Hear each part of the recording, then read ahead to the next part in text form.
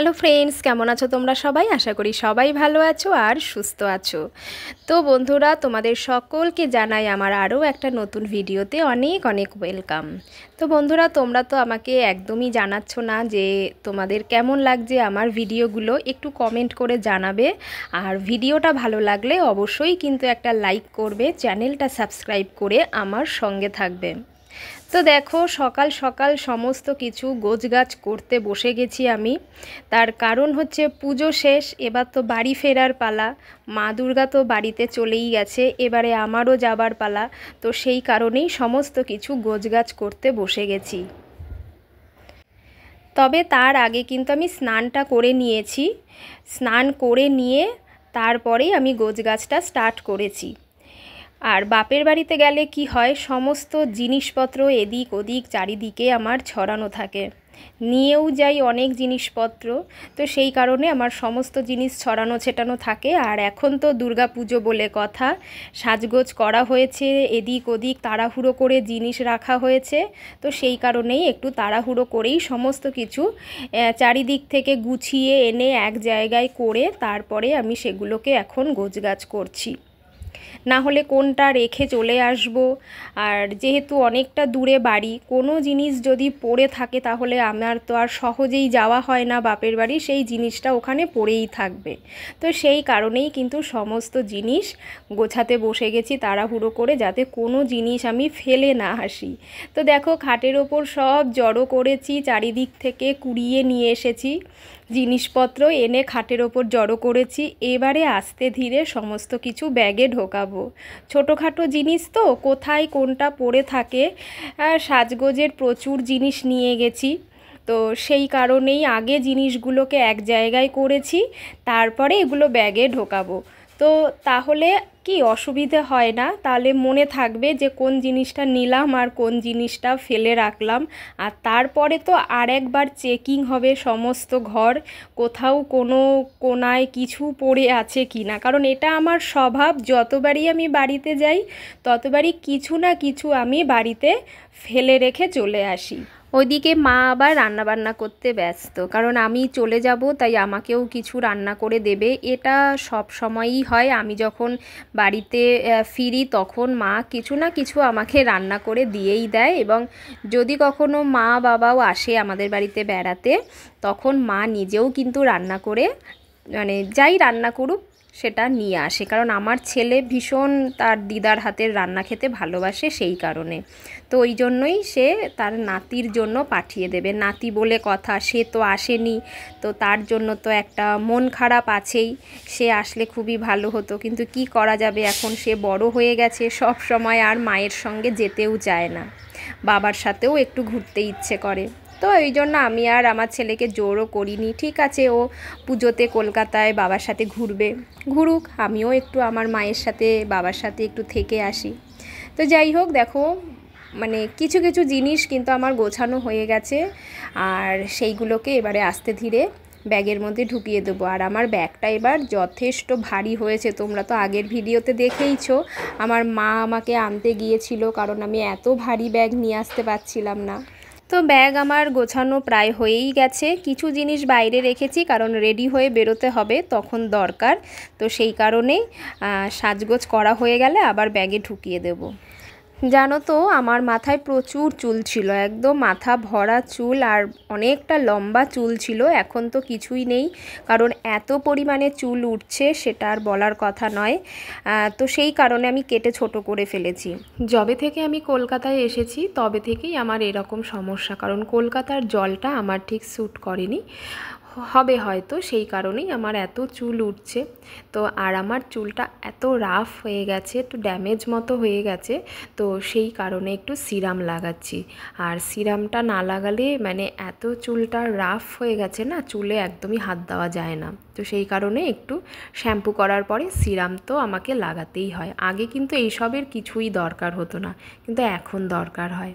তো যাই হোক, সময়ের সাথে সাথে সমস্ত কিছুই চেঞ্জ হয়, তাই আমার চুলের যে নেচার সেটাও হয়তো চেঞ্জ হয়েছে, আর যে কারণে আমাকে ব্যবহার মানে কিছু প্রোডাক্টও ব্যবহার করতে হচ্ছে। কিছু ইন্টারনাল কারণেও কিন্তু চুল ওঠে। এটা আমি বলতে পারছি তার কারণ আমার হিমোগ্লোবিন কম আছে, আর ডাক্তার কিন্তু আমাকে বলেছে এই কারণেই কিন্তু আমার চুলটা উঠছে। তো দেখো এত পরিমাণে চুল উঠেছে, দেখতে পাচ্ছ নিশ্চয়ই তোমরা, প্রচুর আমার মাথা থেকে চুল উঠেছে। কি আর করা যাবে, কিছু করার নেই। তো চলো একটা জিনিস তোমাদের দেখাই। এই দেখো, কি বলো তো, এগুলো হচ্ছে লঙ্কা। আমাদের বাড়িতে মা গাছ লাগিয়েছে আর গাছ ভরে লঙ্কা হয়েছে, আর মায়ের এখন আর লঙ্কা কিনতেই হয় না, তাই আমিও কিছু লঙ্কা তুলে নিয়েছি, এগুলো বাড়ি নিয়ে যাব। সাথেই কাজকর্ম শুরু, গুছানো গাছানো, ধোয়া কাচা, অফিস করা, এই তো চললো। আবার কতদিন আছে, রাশিয়ানে তো 2 দিনের জন্য আসবে। হ্যাঁ আবার কত রাস তো থাকেই 2 দিন। তখন তো ছুটি ছাটা নিয়ে আলে আর কতদিন থাকে। বেড়ানো আপনার মানুষের কত আর সেটাই। তো তারপরে দুপুরবেলা খাওয়া দাওয়া করে একটু রেস্ট নিয়েছিলাম এই ঘন্টাখানেক মতো। তারপরে ঘুম থেকে উঠে আবার রেডি হয়ে মা আর আমি চলে এসেছি স্টেশনে, কারণ ট্রেন আছে। আর এসেই আগে কিন্তু টিকিটটা কেটে নিয়েছি, আর তাড়াতাড়ি চলে এসেছি অনেকটা, কারণ বুঝতে পারছিলাম না কেমন ভিড় হবে কি না, কারণ পুজোর পরে সবারই তো একটা বাড়ি ফেরার তাড়া থাকে, তো সেই কারণেই এসে দেখলাম যে খুব একটা ভিড় নেই, মোটামুটি ভিড় আছে। তো যাই হোক, দেরিতে আসার থেকে আগে আসাটা আমার মনে হয় ভালো। এসে ওয়েট করব তাও ঠিক আছে, তাই না? ট্রেনটা যদি বেরিয়ে যায় আজকে আমার আর যাওয়া হবে না, তো এটা একটা প্রবলেম। তো এ দেখো, দেখতে পাচ্ছ একটা ট্রেন, এটা হচ্ছে হাওড়া যাবে। আমি তো হাওড়া যাব না, আমি শিয়ালদা যাব, তো সেই কারণে এই ট্রেনটা আমি ধরিনি।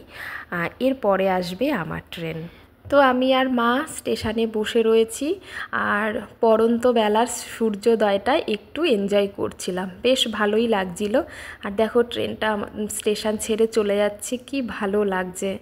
তো যখনই আমি ট্রেন দেখি আমার খুব ভালো লাগে ট্রেন দেখতে, ট্রেনটা বেশ চলে যায়, তো সেটা দেখতে খুব ভালো লাগে। তো যাই হোক, দেখো মায়ের মনটা খারাপ, যেহেতু চলে যাচ্ছি।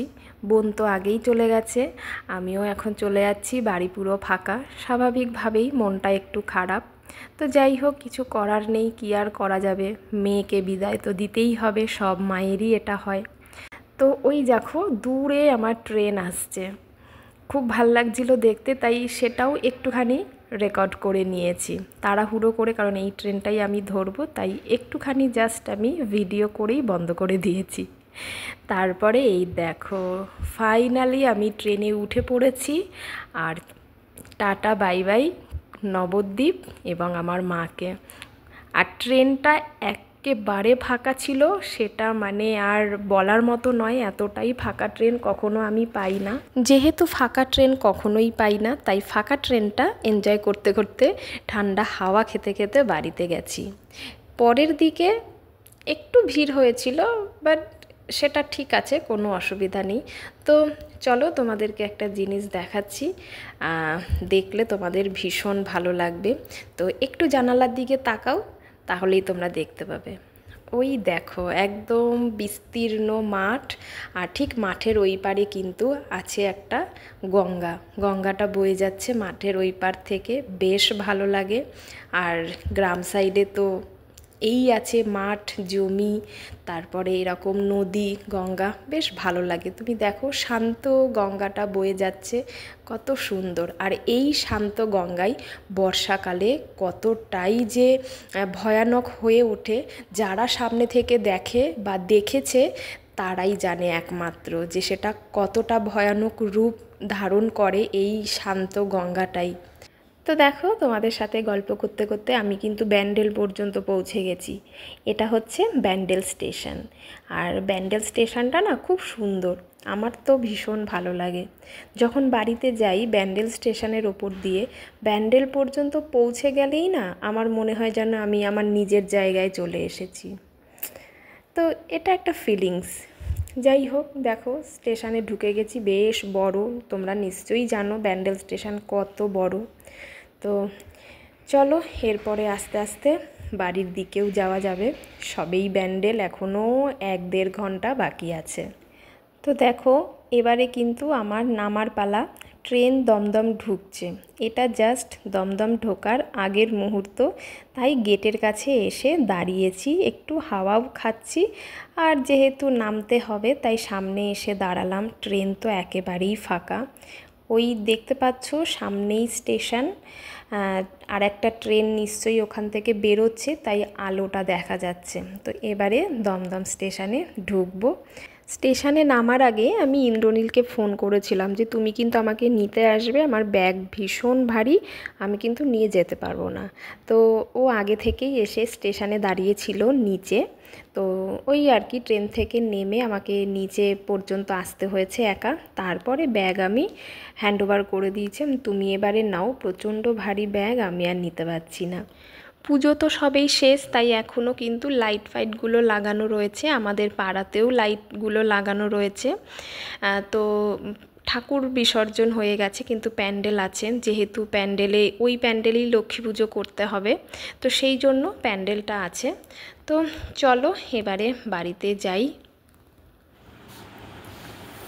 ও ফাইনালি ঘরে পৌঁছালাম। ব্যাগ বয়ে আমার কাঁধ ফাঁধ পুরো ব্যথা হয়ে গেছে, ভীষণ গরম লাগছে। যেহেতু দশমীর দিন বাড়িতে ছিলাম না, তো তাই বাড়িতে ফিরেই কিন্তু আমি চলে গেছি পাশের বাড়িতে দশমী মানে বিজয়া করতে। তো আমরা এটা প্রতিবারই করি, আশেপাশের যারা আমাদের একটু পরিচিত, একটু ক্লোজ বন্ধুদের মধ্যে, তাদের বাড়িতে আমি যাই বিজয়া করতে, আর সাথে মিষ্টি নিয়ে যাই। তো এখানে আছে মিহিদানা, সীতাভোগ, আর একটু গজা আছে, আর একটু নোনতা আছে মানে নিমকি। তো এই নিয়েই এখন যাব। যেহেতু রাত হয়ে গেছে তাই আর একটা প্লেট দিয়ে একটু ঢাকা দিয়ে নিয়েছি, আর বাবানকে বললাম তুইও চল আমার সাথে, তাহলে আমার একটু সুবিধা হবে, একটু ধরাটা আর কি, দরজাটা খোলা বা বেলটা বাজানো, তো একটু ভিডিওটা করে দেওয়া, এটা একটা সুবিধা। তো মেইনলি ভিডিও করার জন্যই ওকে দেখো ক্যামেরাটা অলরেডি ওর হাতে দিয়ে দিয়েছি, মানে মোবাইলটা, তো বললাম একটু ভিডিও করে দে। তো এই জাস্ট চলে এসেছি, তো চলো ভেতরে যাওয়া যাক। রাখো, আমি আগে রাখবো। হ্যাঁ আগে ভিডিও হচ্ছে। হ্যাঁ নাও। Thank you. আমি দেখে নিয়ে এসেছি। শুভ বিজয়া। এবার তুমি নাও, এটা হচ্ছে আমার হাতে বানানো নাড়ু। বাহ, ঠিক আছে, খুব সুন্দর। দাও এদিকে একটা খাইয়ে দাও। কাকে খাইয়ে দেবো? ওকে, ও পরে খাবে। তো বললে কেন? ওই যে আন্টি বলছে আমি একটা খাইয়ে দিই, দাও। হচ্ছে? হ্যাঁ হচ্ছে হচ্ছে। বাহ, খুব সুন্দর। এই যে কটা দিন বাড়ি ছিলাম না, আমার ঘরের অবস্থা দেখো,